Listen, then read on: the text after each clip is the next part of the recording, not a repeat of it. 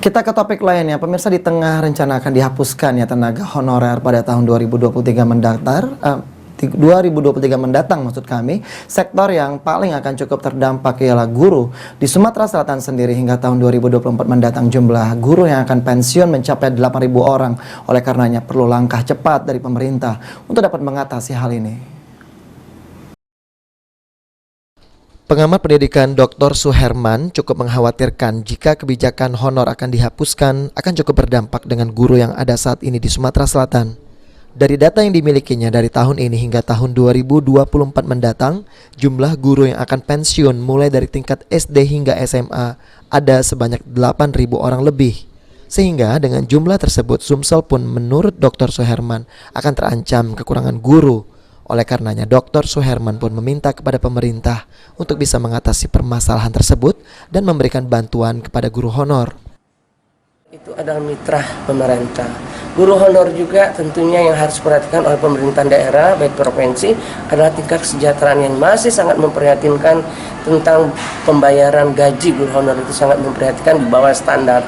Nah, saya berharap pertama saya bersyukur kepada pemerintah provinsi untuk guru SMA SMK ada bantuan dari gubernur.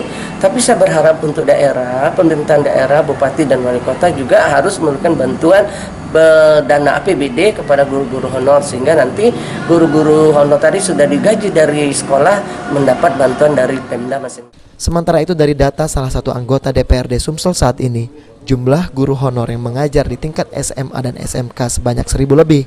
Sehingga jika nantinya dihapuskan, tentunya para guru honor tersebut akan cukup berdampak kehidupannya. Saja untuk tenaga honorer sekarang ini 1.000 lebih kan begitu. Yang guru yang mengajar di SMA, SMK yang menjadi kewenangan provinsi, dan itu guru yang diakomodir melalui APBD provinsi. Tapi kalau dia ada para guru, ada tenaga honorer di sekolah itu yang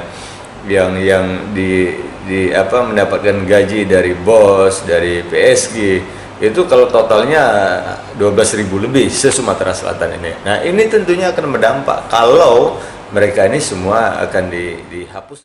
Tentunya dengan kondisi yang akan terjadi tersebut, sangat diperlukan upaya pemerintah provinsi untuk segera bisa mengatasi permasalahan honorer, khususnya para guru.